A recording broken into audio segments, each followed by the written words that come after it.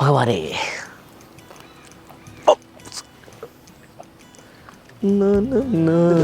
നിങ്ങളെന്താ പരിപാടി? എടാ ഞാൻ രാവിലെ കുറച്ച് മീനൊക്കെ പിടിക്കാനായിട്ട് ഇങ്ങനെ ഇറങ്ങിയത് കേട്ടോ. നിങ്ങളിങ്ങനെ മീനൊക്കെ പിടിച്ചു നടന്നാൽ മതിയോ? പിന്നല്ല എന്താ പരിപാടി? നമ്മുടെ എസ്ഐയുടെ സ്പെഷ്യൽ ടോപ്പിക് ഉള്ള ബാച്ച് തുടങ്ങല്ലേ? നമുക്ക് എസ്ഐയുടെ സ്പെഷ്യൽ ടോപ്പിക് ബാച്ച് നമുക്ക് വെറും 999 രൂപയേ ഉള്ളൂ. വരുന്ന 45 മാർക്ക് നമുക്ക് എന്ത് ചെയ്യാം? ചെറിയ ചുരുങ്ങിയ ക്ലാസ് കൊണ്ട് നമുക്ക് അടിപൊളിയായിട്ട് നമുക്ക് എടുക്കാം. അതായത് എക്സാമിന് മുമ്പ് തീർക്കും. അതെ അതെ തീർച്ചയായിട്ടും. നിങ്ങളെ അതിന്റെ ഡീറ്റെയിൽസ് ഒക്കെ ഉണ്ടെങ്കിൽ എനിക്ക് അതിന്റെ പോസ്റ്റർ ഒക്കെ ഞാനൊന്ന് അയച്ചേക്കാം. കുറെ നാൾ കൊണ്ട് ചോദ്യം നിങ്ങൾ അതെനിക്കൊന്ന് അയക്കുക. ഞാൻ നിങ്ങളുടെ ടെലഗ്രാം ചാനലിലേക്ക് അയച്ചേക്കാം. ഓക്കെ. എന്തൊരു മെസ്സേജ് വന്നിട്ടുണ്ടല്ലോ. പൈസ നിങ്ങളെ നോക്കിയോ. ഹലോ, ആ പറഞ്ഞോ. ഉണ്ടായിരുന്നു. ഓക്കെ ഓക്കെ ഓക്കെ ശരി ശരി ശരി ഞാൻ ചെയ്യാം. ഓക്കെ ശരി ഓക്കെ. എടോ എൻ്റെ അക്കൗണ്ടിലേക്ക് കുറച്ച് പൈസ വന്നായിരുന്നു കേട്ടോ. അതാരും മാറി അയച്ചാൽ ഞാൻ അതൊന്ന് തിരിച്ചയച്ചു കൊടുക്കട്ടെ. ഓക്കെ നോക്കട്ടെ. അതാണ്ട് മെസ്സേജും കാര്യങ്ങളൊക്കെ. മെസ്സേജ് മാത്രമല്ല മെസ്സേജ് കാണിച്ചേ. മെസ്സേജ് നോക്കി. അതാണ്ട് മെസ്സേജ്.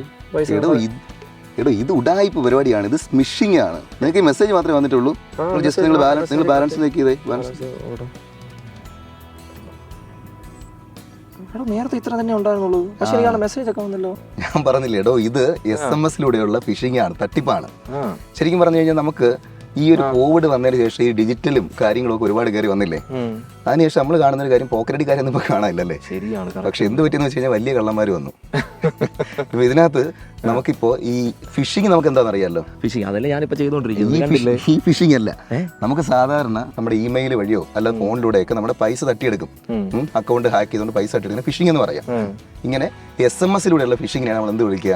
സ്മിഷിംഗ് എന്ന് പറയുന്നത്. അപ്പോൾ നമ്മുടെ ഈ എസ്ഐയുടെ പിള്ളേർക്ക് സ്പെഷ്യൽ ടോപ്പിക് സൈബർ ക്രൈംസ് ഒക്കെ ഇല്ലേ, അതിന്റെ കൂട്ടത്തിലൊക്കെ വരില്ലേ? തീർച്ചയായിട്ടും നമുക്ക് ഈ സാധനങ്ങളെല്ലാം ഇവിടെ പറയാം. പിന്നെ നിങ്ങൾ അത്യാവശ്യമായിട്ട് നിങ്ങൾ RBIയുടെ ഒരു പുസ്തകം ഇറക്കിയിട്ടുണ്ട്. നിങ്ങൾ എന്തായാലും വായിക്കണം. Raju and 40 thieves. ഇതുപോലുള്ള ഓൺലൈൻ തട്ടിപ്പിനെ കുറിച്ച് ജനങ്ങളെ ബോധവൽക്കരിക്കാൻ വേണ്ടി RBI ഇറക്കിയ ഒരു കാർട്ടൂൺ പുസ്തകമാണ് ഇത്.